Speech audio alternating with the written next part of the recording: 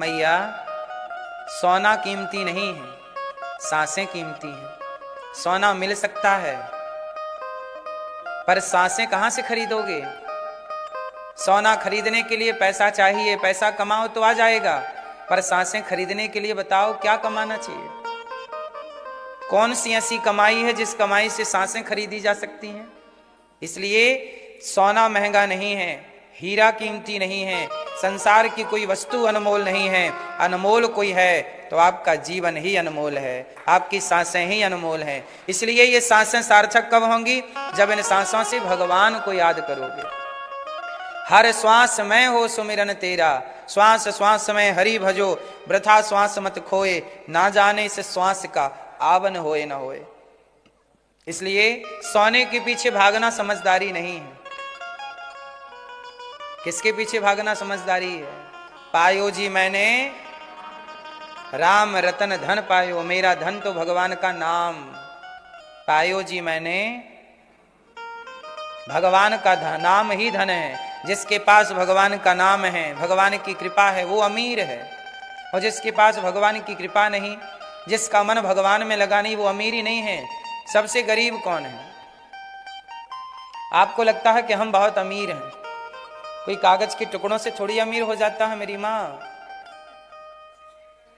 आप लोग भी अपने जीवन में अमीरी चाहते हैं, अमीर होना चाहते हैं, तो भगवान का ध्यान करना सीखिए।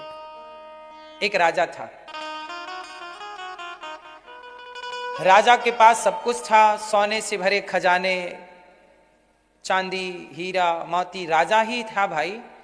इतने बड़े हॉल में तो सोना भरा है, इतने ही बड़े दूसरे हॉल में चांदी भरी है, इतने ही बड़े हॉल में हीरे भरे हैं, कमी कहां है? सैकड़ों पत्नियां हैं और संसार का हर सुख वैभव, पर वो राजा अशांत था। राजा ने अपने नगर में घोषणा कराई कि भैया मुझे लग रहा है कि मैं सुखी नहीं हूं। इतना सब कुछ मेरे पास धन धान्य वैभव है, पर मैं सुखी नहीं हूं। कोई मुझे सुखी कर दे तो मैं उसे बहुत सारा धन इनाम दूंगा। नगर में ढोल नगाड़े बजवाए, मुनादी दिलवाई कि भाई हमारा राजा बड़ा दुखी है, उसे कोई सुखी करेगा तो इनाम दिया जाएगा।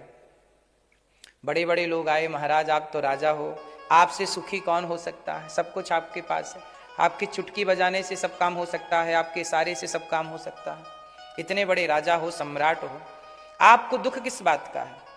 राजा बोले शांति नहीं है, संतुष्टि नहीं है, ऐसा लग रहा है कि कुछ अधूरा है, कुछ बाकी है पाना।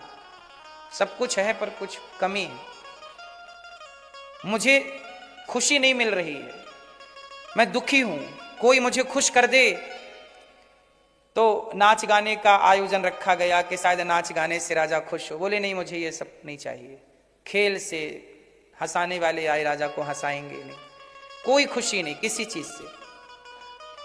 तब कोई एक संत आए, संत ने कहा, संत से पूछा राजा ने कि बताइए मैं सुखी कैसे बनूं, सुखी कैसे बनूंगा, मेरा सुख क्या है? तब संत जी ने कहा कि राजन, कोई सुखी व्यक्ति अपनी शर्ट अपनी कमीज आपको दे दे और आप सुखी व्यक्ति के कपड़े पहन लो तो आपको सुख मिलेगा। ठीक है।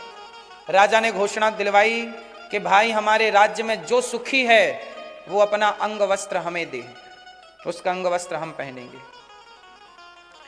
तो नगर के सबसे बड़े सेठ जो बड़े पैसे वाले थे उनके पास सैनिक गए, महाराज हमारे राजा आपके कपड़े चाहते हैं, अंग वस्त्र, आप सुखी हो? सेठ जी बोला, अभी सुखी थोड़ी हूं, अभी मेरा टर्नओवर 1 लाख करोड़ का है, मैं चाहता हूं 10 लाख करोड़ का हो जाएगा तब मैं सुखी होऊंगा। अभी मेरा टर्नओवर थोड़ा कम है, मैं सुखी अभी नहीं हूं, अभी तो मैं काम में लगा हूं। इतना बड़ा आदमी ये भी सुखी नहीं है। अब सारे नगर में कोई सुखी कहां है? नेता नेता से दुखी है, टीचर बच्चों से दुखी है, सुनता नहीं है, बच्चा पढ़ता नहीं है, माँ बाप बच्चों से दुखी है, सुनता नहीं है, बात नहीं मानता। आप बताइए कोई सुखी है? सबके अपने अपने निज दुख हैं। कोई भाई से परेशान है, कोई पड़ोसी से दुखी है, कोई अपने शरीर से दुखी है, बीमारियों से, कोई तन का दुखी, कोई मन का दुखी, कोई धन का दुखी। दुखी दुखी आया संसार में भांति भांति के लोग, बड़े दुखी। पूरे राज्य में कोई सुखी व्यक्ति नहीं मिला। ढूंढ के आ गई सेना, महाराज कोई सुखी नहीं है। राजा ने कहा नहीं कोई तो होगा, पता लगाओ और जाओ गांव गांव में। अब सैनिक जाते, सबसे पूछते भैया तुम सुखी हो? सब बोलते नहीं नहीं हम सुखी नहीं। तुम सुखी हो? नहीं नहीं। एक गांव में पहुंचे, वहां एक गांव में एक बैलगाड़ी के नीचे एक आदमी बैठा था। सैनिकों ने उससे पूछा क्यों तुम सुखी हो? बोला हाँ मैं सुखी हूं। अरे मिल गया मिल गया मिल गया, सुखी व्यक्ति मिल गया। एक काम करो तुम अपनी शर्ट उतार के दे दो।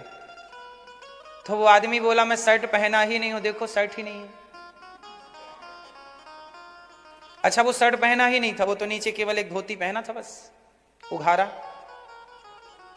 बोले सुखी मिला भी तो कौन, जिसके पास शर्ट ही नहीं है। जिसके पास एक एक साल के कपड़े हैं वो सुखी नहीं है। जिसके पास एक शर्ट भी नहीं है वो। चलो तुम्हें राजा बुलाए हैं, राजा से मिलो और अपने सुख का कारण बताओ। वो बोला कि सुनो मैं राजा के पास क्यों जाऊं, राजा को कुछ जानना है तो वो मेरे पास आए, मैं तो सुखी हूं। बोले राजा तुम्हें धन देगा। अरे पागल, जब मुझे शर्ट की जरूरत नहीं है। बोले तुम्हें हाथी घोड़ा सोना चांदी जो चाहिए देगा।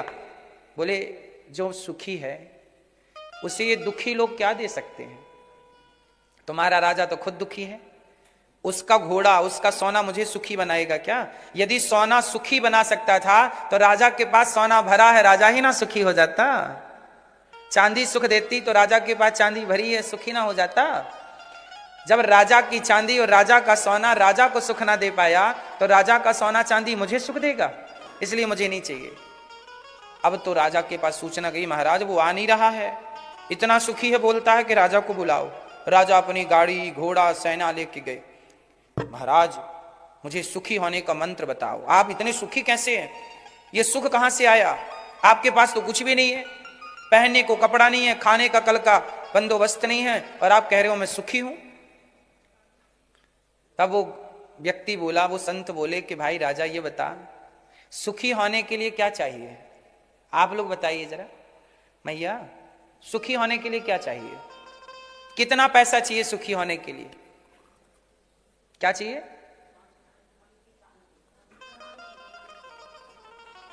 क्या चाहिए मेरी मां? शांति, प्रेम। राजा बोले कि भाई, वो संत बोले कि तू इतनी बड़ी गाड़ी सेना लेके आया है, मैं कोई दुश्मन थोड़ी हूं, चला जा यहां से। राजा को विदा कर दिया, बोले अभी नहीं बताऊंगा जा। एक दिन राजा अपनी सेना छोड़ के, राजसी वस्त्र छोड़ के, सामान्य कपड़े पहन के राजा आए, हाथ जोड़ के बोले महाराज अब तो बताओ कि आप इतने सुखी कैसे हो? ये सुख का मंत्र क्या है? हम इतने बड़े राजा हैं फिर भी इतना प्रसन्न नहीं है जितना आप पेड़ की छांव में प्रसन्न हैं। तब संत जी ने कहा कि देख मैं भी गृहस्थ हूं, मेरी पत्नी है, मैं गाड़ी चलाता हूं, जो पैसे कमाता हूं मैं भी पैसे कमाता हूं, लेकिन मैं जितना कमाता हूं ना ईश्वर की कृपा से उसे पर्याप्त मान लेता हूं। जितना ईश्वर को देना है उतना देंगे। जो मैं कमाता हूं, जिस हाल में रहता हूं, मेरे भगवान मुझे जिस हाल में रखते हैं मैं उस हाल में ईश्वर की कृपा मान करके प्रसन्न रहता हूं, और जितना मिल जाए उसमें संतुष्ट हूं। मेरी पत्नी मेरे से बहुत संतुष्ट है, मैं अपनी पत्नी से बहुत संतुष्ट हूं। जब मैं अपनी पत्नी से संतुष्ट हूं तो मुझे किसी दूसरी स्त्री की जरूरत नहीं है। जब मेरी पत्नी मुझसे संतुष्ट है तो उसे किसी दूसरे पुरुष की जरूरत नहीं है। जब मैं अपनी कमाई से प्रसन्न हूं, मैं 10 रुपए कमा लेता हूं या 20 रुपए, उसी से मेरा हो जाता है। उसके बाद कोई बच जाता है तो मैं साधु को किसी को भोजन भी करा देता हूं, तो मैं संतुष्ट हूं। तू इतना बड़ा राजा है, तू बता संतुष्ट है? इतना होने के बाद तुझे हाय हाय और मिल जाएगा। इसलिए संतुष्टि, जिसके जीवन में संतोष है, अपनी पत्नी में संतोष, अपने पुत्र में संतोष, अपनी कमाई में संतोष, जितना दिया है मालिक ने उसमें संतोष। कोई गाली देता है उसमें संतोष, कोई अपमान करता है, तू करता रहे, संतोष।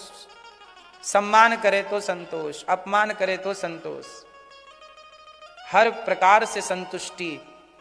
आप बता राजा, तू अमीर है कि मैं अमीर हूं? आप बताओ कौन अमीर है? क्या इतनी संतुष्टि आपको करोड़ों पाके मिली? आपको जरा कोई गाली दे दे, जरा कोई अपमान कर दे, आप प्रभावित हो जाते हो।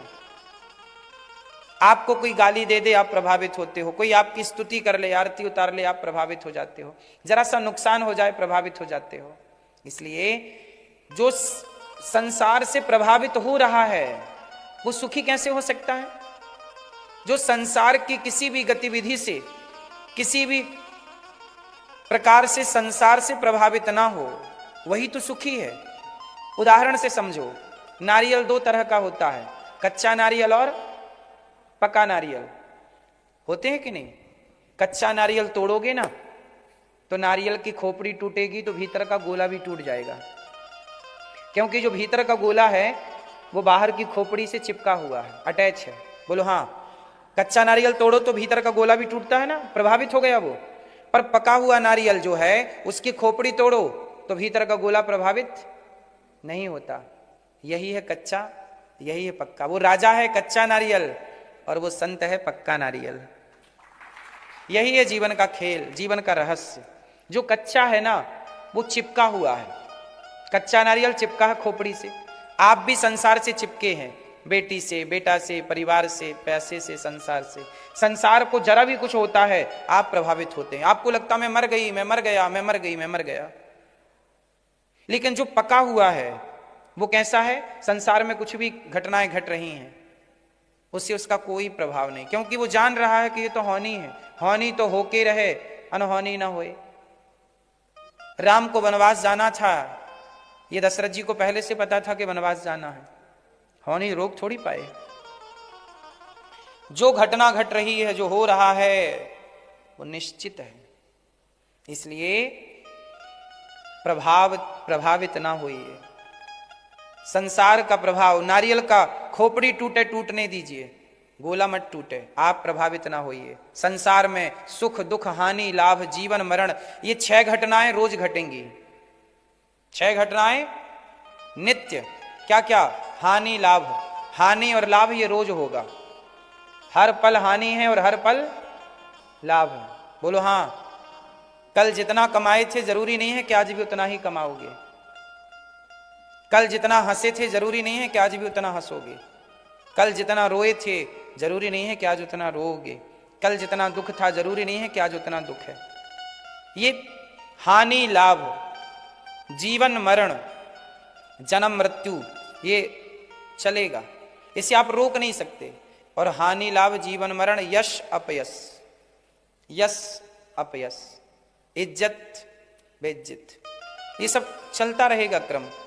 इसलिए संसार की किसी भी घटना से आप प्रभावित, हानि हो कोई बात नहीं, लाभ हो कोई बात नहीं, जीवन मिले कोई बात नहीं, मरण मिले कोई बात नहीं, यश मिले कोई बात नहीं, अपयश मिले, जो हर चीज से प्रभावित ना होकर आत्मज्ञान में, आत्मचिंतन में, भगवान के चिंतन में मस्त है। क्योंकि सुख बाहर ढूंढते हैं, बाहर नहीं है, वो सब भीतर का सब्जेक्ट है। सुख कोई बाहर थोड़ी होता। हम संतुष्ट हैं, सुखी हैं, संतुष्ट नहीं है, दुखी हैं। इसलिए रावण संतुष्ट नहीं था, इसलिए लंका जल गई। संतुष्ट होता अपनी पत्नी से तो दूसरे की क्यों चुराता? जबकि राम संतुष्ट हैं अपनी पत्नी से तो पराई स्त्री को नहीं देखते, इसलिए राम सुखी हैं। घास की झोपड़ी में रहते हैं राम, पर रावण से ज्यादा सुखी हैं। और रावण सोने की लंका में है फिर भी परेशान है, क्योंकि रावण के जीवन में संतोष नहीं है। राम के जीवन में क्या है? तो सबसे बड़ा धन सोना नहीं है। सोना तो आप खरीद लोगे 1 लाख रुपया 2 लाख रुपया में, संतोष कहां से लाओगे? सोना तो 1 लाख रुपया तोला मिल रहा है, संतोष कितने रुपया तोला है? बोलो, किस बाजार में बिकता है संतोष? जो बाजार में बिकता है उसे खरीदा जा सकता है, पर संतोष तो ऐसा है कोई बाजार में नहीं बिकता, सबके भीतर है। वो भीतर का संतोष लोग ढूंढ ना पाए, बाहर शांति ढूंढने भागते हैं। कहां शांति, कहां शांति, कहां शांति। संत की बात सुन के राजा चरणों में गिर पड़े, महाराज आज आपने मुझे सुखी कर दिया। सबसे बड़ा दुख क्या है? उत्तर दीजिए, सबसे बड़ा दुख क्या है? वो सबसे बड़ा सुख क्या है? भगवान को भूल जाना सबसे बड़ा दुख, और भगवान को याद रखना सबसे बड़ा। एक और परिभाषा है सुख दुख की, बताओ दुख किसे कहते हैं? दुख की मैंने 3 परिभाषाएं दे दी। एक तो संतुष्टि ना होना ही दुख है। दुख क्या है? हमारे पास इच्छाएं बहुत ज्यादा हैं। यदि इच्छाएं ज्यादा हैं तो आप क्या होंगे? दुखी। और इच्छाएं ना होंगी तो? इसलिए आपकी इच्छाएं आपको दुख देती हैं। कोशिश करिए कि इच्छाएं कम हो, जरूरतें कम हो। आपकी जरूरतें क्या हैं? रोटी, कपड़ा, मकान, शिक्षा, गाड़ी, ये सब आपकी क्या है? जरूरत है। आजकल बिना गाड़ी के, बिना घर के, बिना बच्चों की शिक्षा के कैसे गुजारा होगा? तो ये सब जरूरतें हैं, ठीक है, जरूरतें होनी चाहिए। एक होती है जरूरत, इच्छा, जरूरत होती है ना, तो जरूरतें पूरी हो सकती हैं पर इच्छाएं पूरी नहीं हो सकती। कुछ लोग जरूरतें पूरी करते हैं, कुछ लोग इच्छाएं पूरी करते हैं।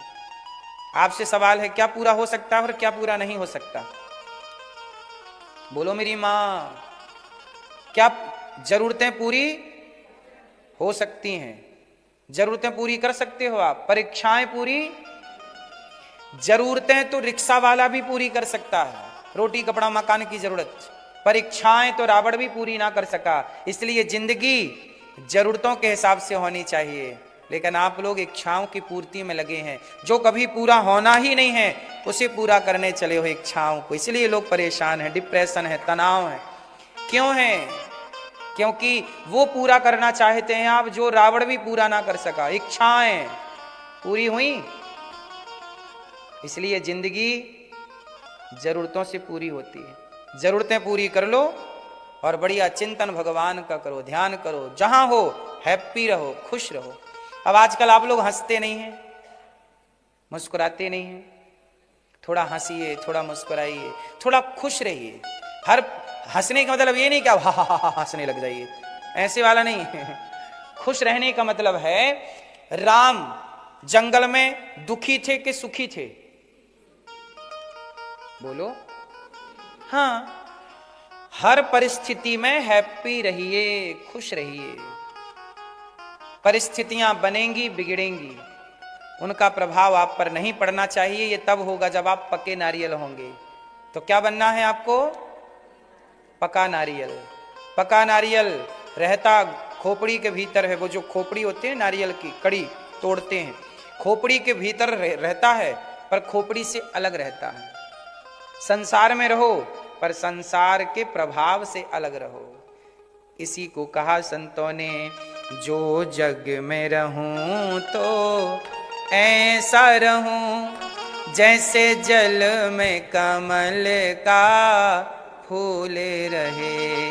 जो जग में रहूं तो ऐसा रहूं जैसे जल में कमल का फूल रहे। जो जग में रहूं तो ऐसा रहूं, जो जग में रहूं तो ऐसे रहूं जैसे जल में कमल का फूल रहे। जैसे जल में कमल का फूल रहे। मेरे सब गुण दोष समर्पित हों, मेरे सब गुण दोष समर्पित हों। भगवान तुम्हारे चरणों में अब सौंप दिया इस जीवन का। कमल पानी में है, पानी से परे है, यही है मेरी माँ। इसलिए सत्याम क्षितौ किम कसिपो, ये बात जो हमने आपको समझाई, यही बात भगवान सुखदेव जी ने राजा परीक्षित जी को समझाई। हाय हाय नहीं। क्षीराणि किम पथि नशन्ति दिशन्ति भिक्षाम, नैवांग्रिपाः परभ्रतः सरितोऽपि शुष्यन्, रुद्धा गुहा किमजितो वतिनोपसन्नान्, कस्माद् भजन्ति कवयो धन दुर्मदान्धान्। जब पहनने के लिए रास्ते में चीथड़े मिल जाएं, भूख लगने पर वृक्षों के फल मिल जाएं, नदियां पानी पीने के लिए नदियां हैं, गुफाएं हैं, तो फिर हाय हाय और संग्रह परिग्रह क्यों? कितना पैसा जोड़ना चाहिए मेरी मां?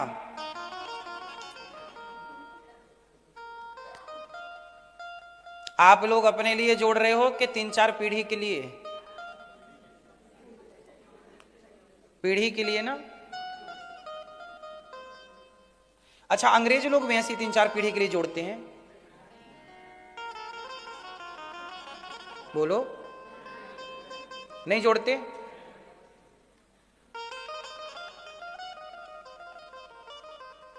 वो लोग नहीं जोड़ते क्यों? वो नहीं जोड़ते और आप लोग जोड़ते हैं, तो ना जोड़ने वाले ने जोड़ने वालों को गुलाम बना लिया।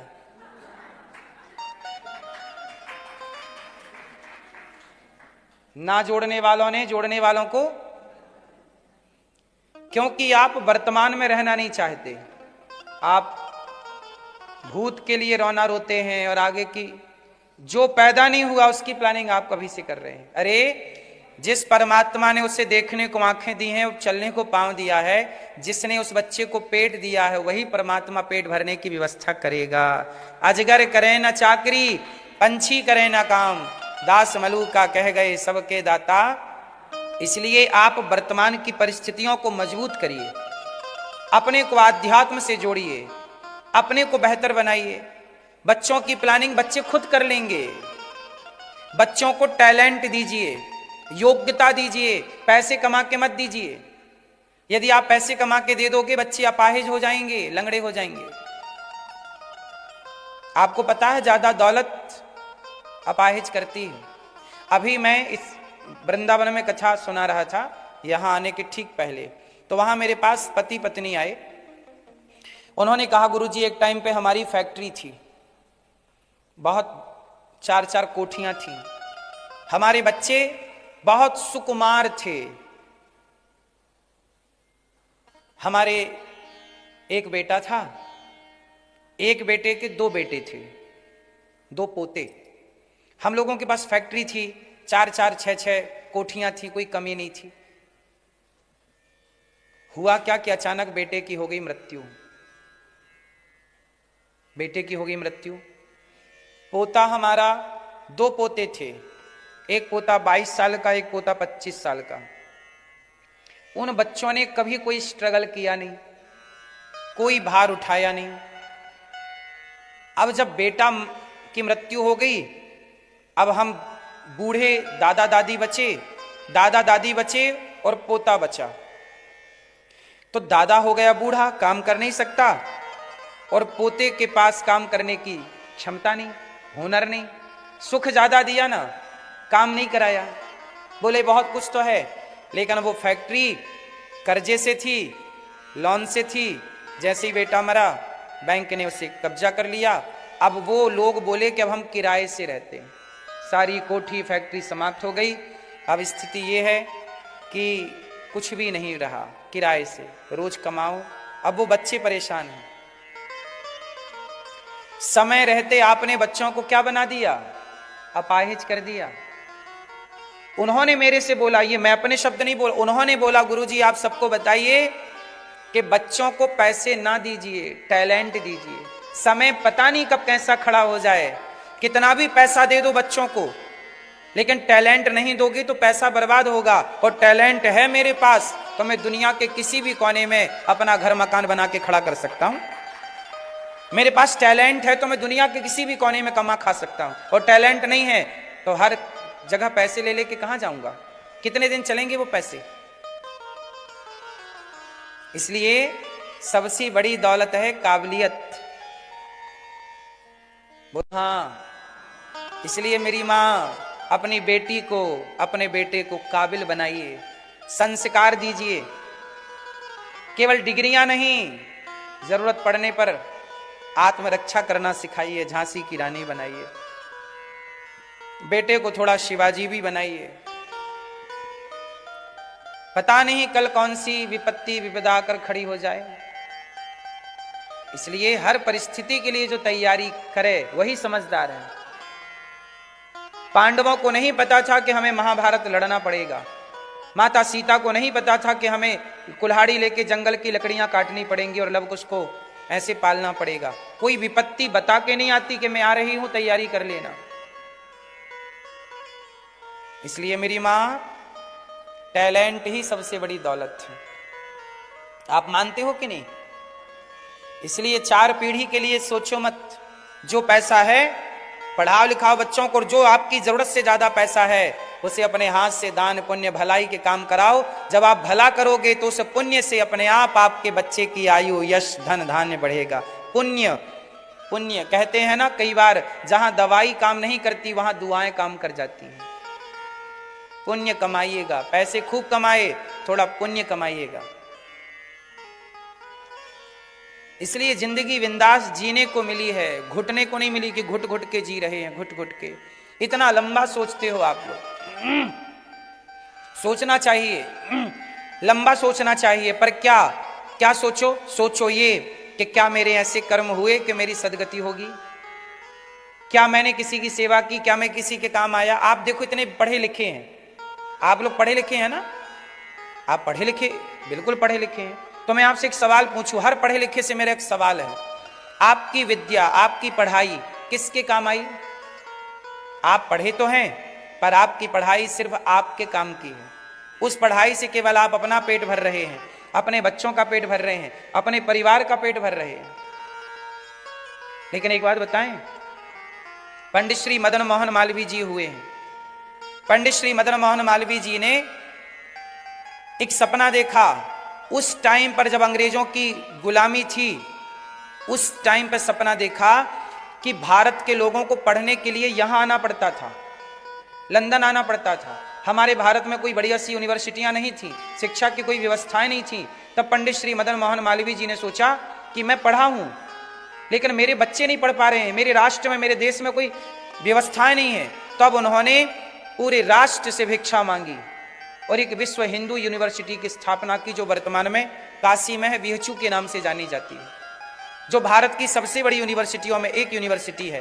तो मैं आपसे केवल ये जानना चाहता हूं कि आपकी शिक्षा केवल आपके बच्चों तक यदि सीमित है तो वो शिक्षा कहां है? शिक्षा का अर्थ है कि आपकी शिक्षा से राष्ट्र का भला होना चाहिए, भारत का भला होना चाहिए, लोगों का भला होना चाहिए, समाज का भला होना चाहिए। ये दास अनिरुद्ध, मैं आपसे कम पढ़ा लिखा हूं, लेकिन आपसे कम पढ़ा लिखा होने के बाद भी मेरी पढ़ाई